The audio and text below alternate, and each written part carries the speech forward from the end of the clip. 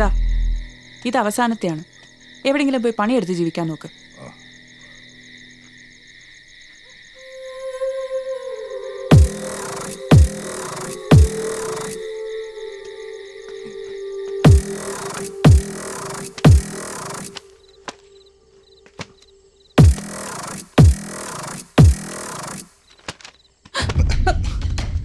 ഒരു കടം കൂടെ ബാക്കിയില്ലേ? നിന്റെ ഭ്രാന്തം കൊണ്ട് എന്റെ അടുത്ത് വരരുത്. ഇറങ്ങിപ്പോ. പൊക്കോ.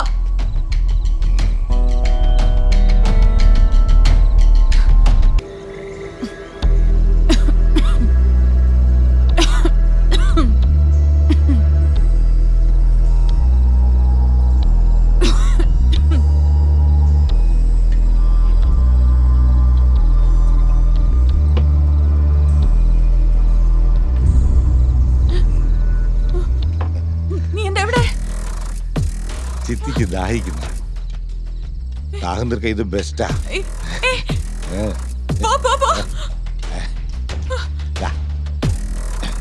എന്താ? ഒരു നല്ല പാട്ട് കേട്ടു. പാട്ടുകാരി ആരാന്ന് അറിയാൻ വേണ്ടി വന്നതാ. എന്തിന്? കോംപ്ലിമെന്റ്സ് കൊടുക്കാൻ. എന്നാ ആ പാട്ടുകാരിക്ക് തന്നെ നേരിട്ട് കൊടുക്കുന്നതായിരിക്കും നല്ലത്.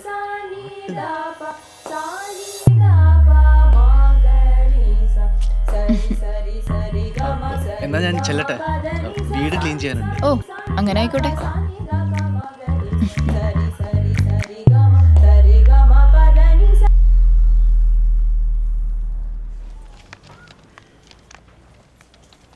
Token number 5. 5.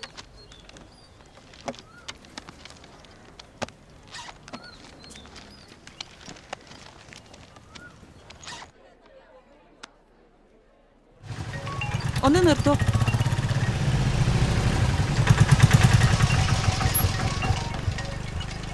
ഹലോ. നീ ബാങ്കിൽ നിന്ന് ക്യാഷ് എടുത്തിരുന്നു? മാനേജർ എന്നെ വിളിച്ചിരുന്നു. നിനക്കെന്തിനാ ഇത്രയും വലിയ എമൗണ്ട്? അത് രഘു വിളിച്ചിരുന്നു. അയാൾ നാട് വിട്ടു പോവാത്രേ. കുറച്ച് കാശ് വേണമെന്ന് പറഞ്ഞു. അവനെന്തെങ്കിലും ഉണ്ടെ എന്നെ വിളിച്ചാ പോരെ, നിന്നെന്തിനാ ശല്യപ്പെടുന്നു? അത് പിന്നെ നിങ്ങളടുത്ത് ചോദിച്ചാ ആ കാര്യം നടക്കില്ലെന്നറിയാം. ഇതിപ്പം കുറേയായി. എന്താ അവന്റെ ഉദ്ദേശം? അതോർത്ത് നിങ്ങൾ പ്രഷർ കൂട്ടണ്ട. അവന് തലയ്ക്ക് സ്ഥിരതയുള്ളതല്ലാന്നറിയാലോ. കൊടുത്ത് ഒഴിവാക്കുന്നതാ നല്ലത്. പിന്നൊരു കണക്കിന് നോക്കിയാ അഹല്യയ്ക്കും കൂടി വേണ്ടി തന്നെയല്ലേ. ഭർത്താവിന്റെ സ്നേഹം കാണിക്കാൻ കിട്ടിയ അവസരമാണെന്ന് കരുതിയാ മതി. മതി, നിർത്തിക്കോ. ഇതോടെ അവനോട് ആശ്രമം വീട്ടിലേക്കുള്ള വഴി മറന്നേക്കാൻ പറഞ്ഞേ.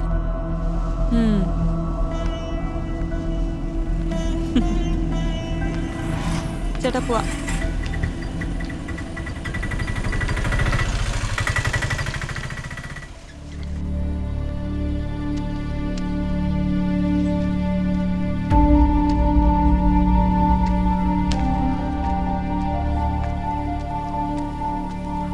ഗൗതമൻ സാറ് വിളിച്ചിട്ട് എന്താ നിങ്ങൾ ഫോൺ എടുക്കാത്ത?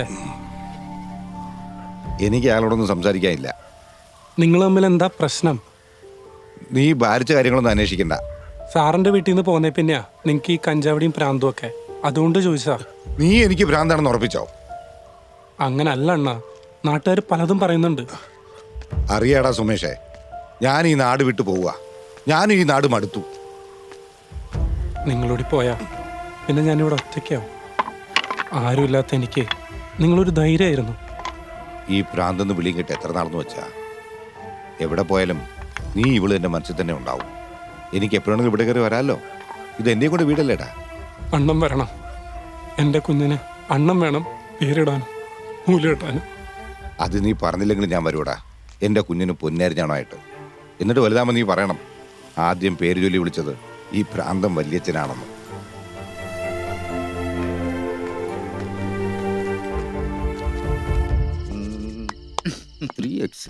ഇതൊടിച്ച 3 ഗുണം കാണും. എന്താ ചുമ്മാ സാമ്പാർ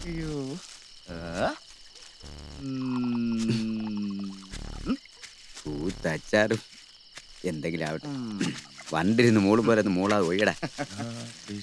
എത്രയുണ്ടോ മാരാ? 2 പേർക്കുള്ളതും കിട്ടിയിട്ടുണ്ടേ. ഒടിക്കട്ടാ. ആഹാ, ഇതുണ്ടായിട്ടാണ് എന്നെ ഈ രാത്രി തെങ്ങേ കയറ്റിയത്. എന്റെ കുമാരേട്ടാ, ഇനി സ്കോച്ച് അടിച്ചാൽ ശരി, കുമാരേട്ടന് 2 കുപ്പി കല്ലില്ലെങ്കിൽ പിന്നെ ഞങ്ങൾക്കൊന്നും ആഘോഷം. നിന്റെ സമയം നല്ലതാടാ. ഇന്ന് ആരെ പറ്റിച്ച്?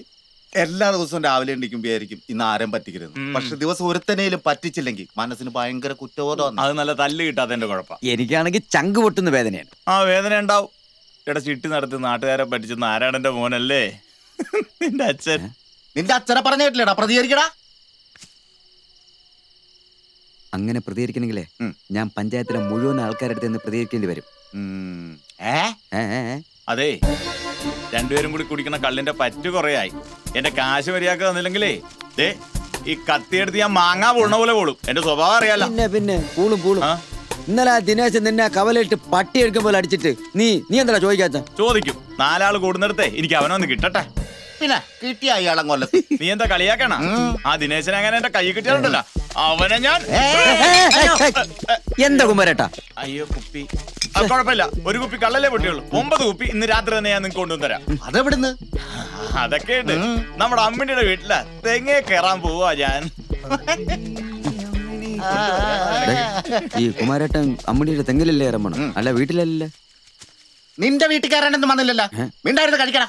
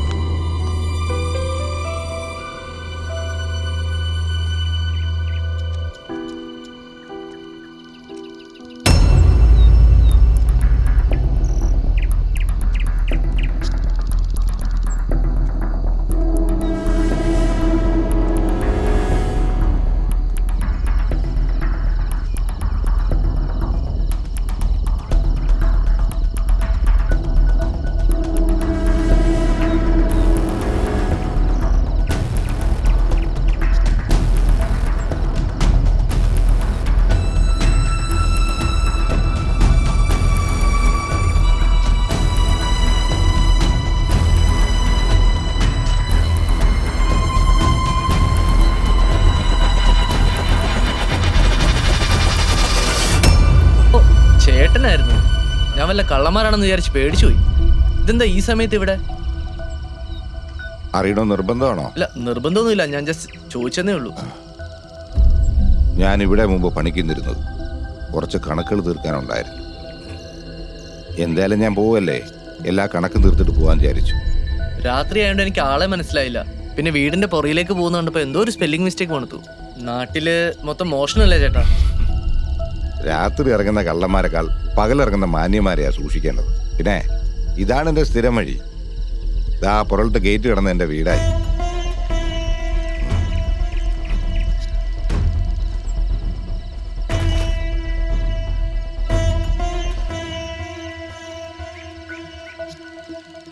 ഇയാളെന്താ ഇവിടെ?